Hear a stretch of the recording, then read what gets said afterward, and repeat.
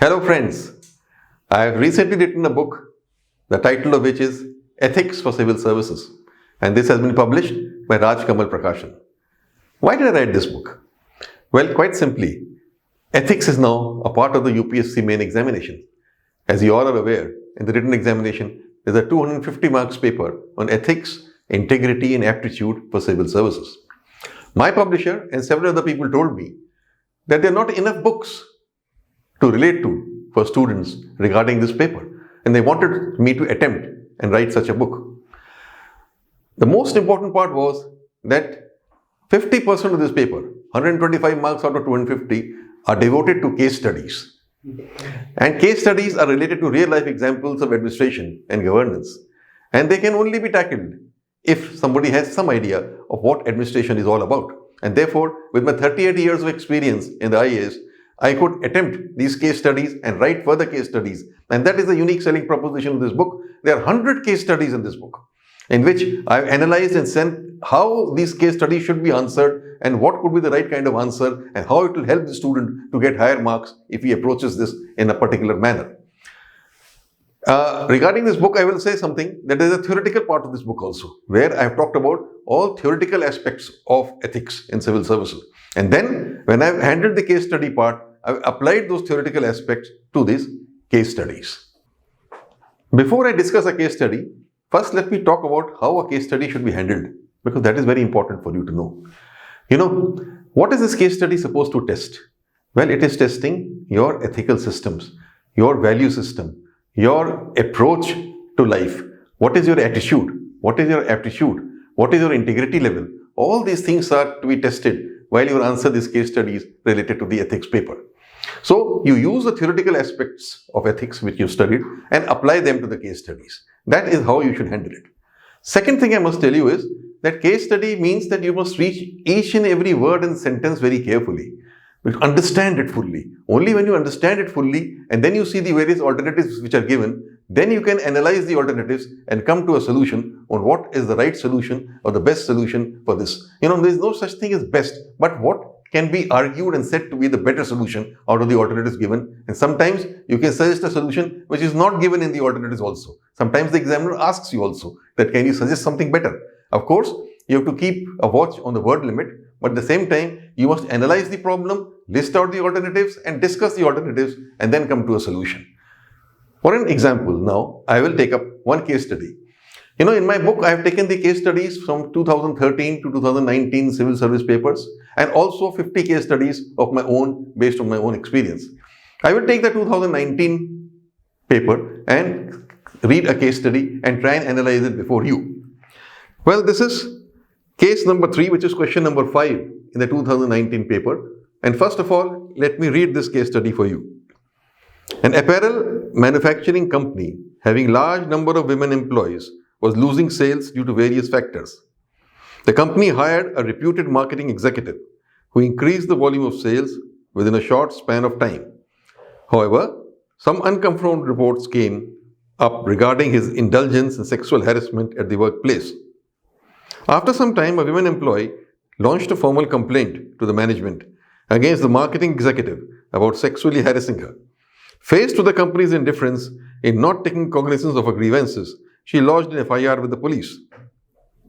Realizing the sensitivity and gravity of the situation, the company called the women employee to negotiate.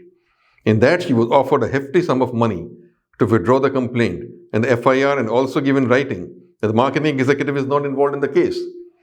Identify the ethical issues involved in this case. What options are available to the women employee? Now look at this, such an interesting case.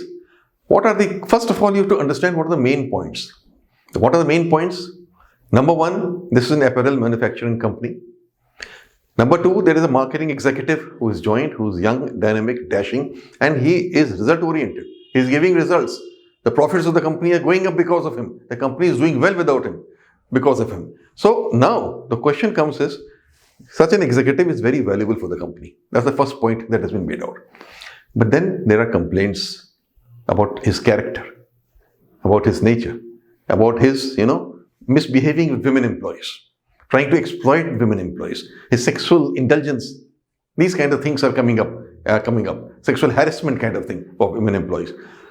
Now, not only are these unconfirmed rumors, but a woman employee actually comes forward and she says that I have been harassed. He tells the top management. Top management doesn't listen because the marketing executive is very important for them as far as profits are concerned. So what does she do then? She lodges an FIR with the police. The moment she does that, the management realizes this becomes something serious. Then what is the reaction? They call the women employee, they call the marketing executive, and they try and have a compromise. Or you listen to each other and say sorry and all that and work out a compromise, and nothing like this will happen again. And please don't press the complaint any further. Please don't blame the marketing executive. Their idea is that the marketing executive should not be, any action should not be taken against him, and that somehow this matter should be got over with through any kind of negotiations or a mutual settlement between the two. Now, this is the situation. What is the ethical issues involved? The ethical issue involved out here is, one, to what extent can you keep supporting a person who is doing well or giving profits to the company or doing something for the organization, who has a basic flaw of character, who is indulging in things like sexual harassment of women? To what extent can you support such a person? That is the basic issue which comes up. Second, in any organization, women are there working. You want women workforce to be there. If you want them to be there, if they are being harassed and they complain about harassment, they go to the extent of complaining in writing or lodging an FIR, then should the management go for just negotiations or the settlement or a compromise, or should they take some action? I think you have to list out these issues first of all, that these are the ethical issues which are involved, and then you start saying what can be done. What are the options available? One option is, okay, what the company is doing is right, to negotiate in something because the company's profits will not be affected. This person who's doing so well will continue to do better for the company in future. Company's profits will grow. But that I don't think is an ethical way of looking at it. That is unethical, because then you are allowing harassment of women in the workplace. This is not a conducive working environment at all. It is an unethical working environment. It is against the rules, against the law, is what is being done. What is the ethical response? I think the ethical response here has to be that you realize that this complaint is correct, it has value, then you should take action against the executive concern, and not only small action. I think a company should go to the extent of sacking him, because that will set an example. Nobody else will then behave in this manner in the company again. Maybe you may lose some profits for some time, but then nobody is indispensable. You will always find another executive who can come up, who is given the right kind of direction, who can lead the team and get results. Maybe there will be some loss for some time, or not as much profit some time, but you have to sacrifice that for a larger goal.